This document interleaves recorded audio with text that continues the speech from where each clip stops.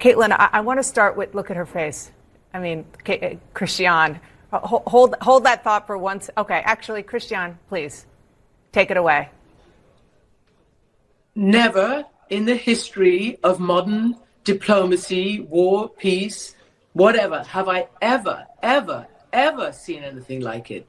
We just have to hope that for the safety of the free world and for the American people, for the European people, for the Ukrainian people, that these two presidents get out of press and try to iron out their differences. This was an entirely personal go-to with so many mistruths and misfacts. J.D. Vance, who once said about Ukraine, I don't really care about whatever happens to Ukraine, says to Zelensky, who spent a long time for what? Christian, and this, it's impossible to understand what's going to happen next. The only person we hear from this is President Putin. Yes. And beyond that, President. Yes, Christian, your audio is breaking up a little bit. We definitely got the gist of what you were saying. I do have one of your threads. You said the goal here, of course, is a self-fulfilling spiral of stupidity. You fire a bunch of workers because you say government isn't efficient. Then when people need help, there aren't enough workers to help them. And then you say, see, I told you government doesn't work, and the rubes believe you. I mean, Rudy, I got to say, I started the show by saying this is starting to feel like a revolution already, and we're a month in. You know, if you're looking at these town halls and you're looking at, you know, I do think people are waking up. I don't know, again, how soon we're going to see it. I know we're seeing it in some polling, but what's your feeling? There were so many, it was so depressing this weekend, and yet so many acts of courage that inspired me. Yeah, the woman in Coeur d'Alene, Idaho. Yeah, who, the doctor. You know, what's that? She's a doctor. The guy that they called her, this little girl. Yeah, and then you know, unidentified men came in and dragged her out and arrested her, and it's like that. I think that was a kidnapping. Mm-hmm. That's what that is. Yeah. That's a kidnapping, and I think acts like that, and the nice thing about seeing all of those people standing up to their Republican representatives in all of those town halls is that's something else that will build. All it takes is a few people to be courageous to do it a few times, and more people will say, yeah, you know what, let's tell them what we really think. Yeah. And we'll see more and more of it. I mean, you know, we could be doing a reverse tea party here, a reverse tea bag, if you will. Yeah, reverse teabagging, which yes, reverse teabagging. We'll invent a new position, the reverse teabagging. I don't know if I'm limber enough for that, but But yeah, it is. The resistance is working. Target reports an 8.6% decrease in foot traffic since announcing they would end all DEI diversity initiatives. Costco, which ignored 19 Republican attorney generals demanding they end all DEI initiatives, reports a 5.8% increase in foot traffic. And again, only a month in, Rude, but I'm telling you, it is... you know, I was just, what was this, oh God, where Frank Fuguzzi spoke and all our, Harry Dunn, all our friends, you know, the Capitol police officers. There's Enrico Tarrio, who's been arrested, by the way, again, ever since he's been out of prison. He's there stalking them and insulting them. All these they belong in prison, right? Yeah.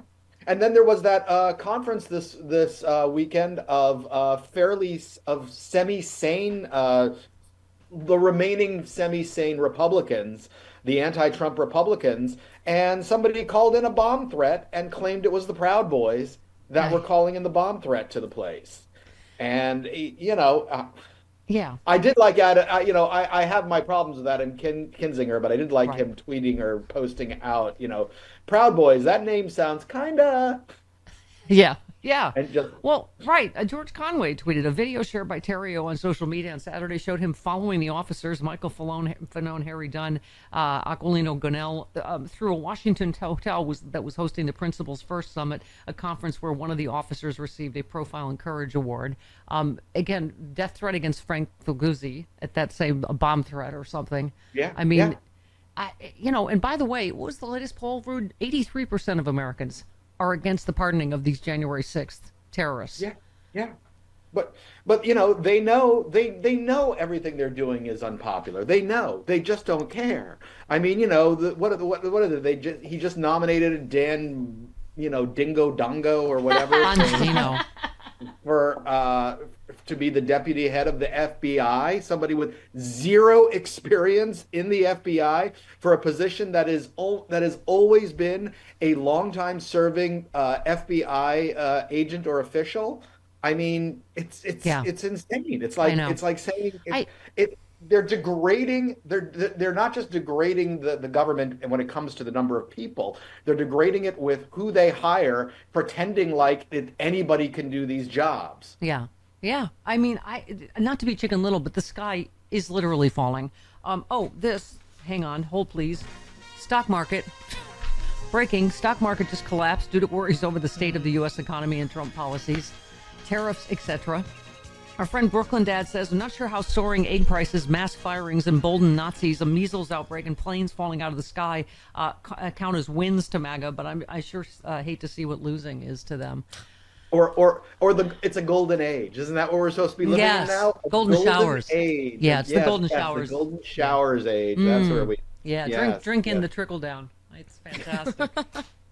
Bella loves that joke. I do. Oh, and did that not feel like breaking news that Trump is a Russian asset, according to a former KGB? I'm like, yeah, I think we got that now. Yeah. He was named. What's his name?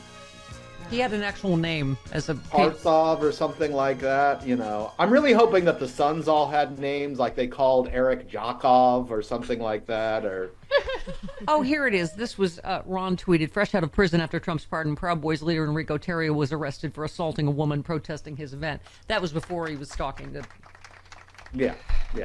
Capitol. They can't help but be a-holes. I mean, that's who they are in their nature. They are violent a-holes. Yeah. And that's their one play is to be violent a-holes to everyone, and they think they can get away with it now because, well, hell, they got away with it. Yeah.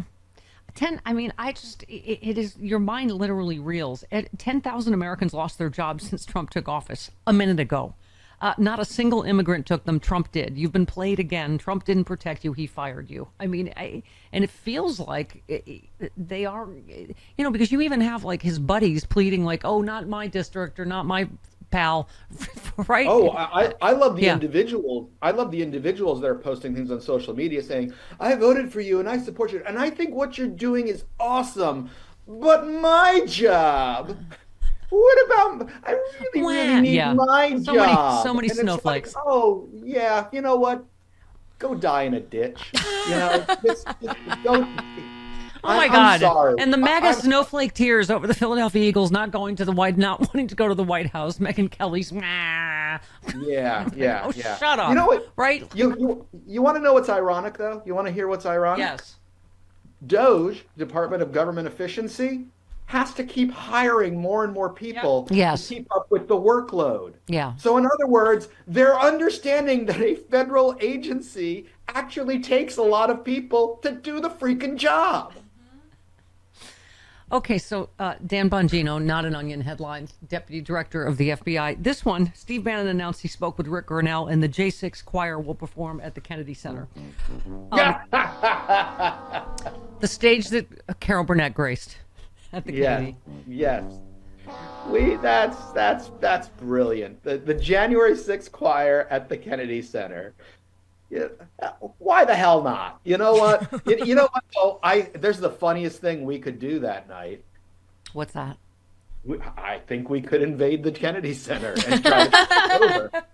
Oh, hey there, it's Stephanie Miller. If you're like me and you love sharp political insight, pointy, you like it pointy and sharp, bold opinions, and a touch of humor to make sense of these crazy times, have I got some fantastic news for you. The Political Voices Network is now on Substack. This is your new go-to for the best in independent media. We're talking about my show streaming daily with episodes on demand, the fearless of journalism of Brian Karem, the brilliant side-splitting satire of John Fugelsang, the unrelenting working class advocacy advocacy of Rick Smith, and so much more. Here's the best part. Subscribing is so easy. You can join for free or go to the extra mile. Support these incredible independent voices by signing up for a full subscription starting at just $8. You'll get access to exclusive content, behind-the-scenes insights, and a chance to directly fuel fearless, unfiltered media. So what are you waiting for? Head on over to politicalvoicesnetwork.com. Hit that subscribe button and become part of the movement keeping truth alive in an era of corporate media overload.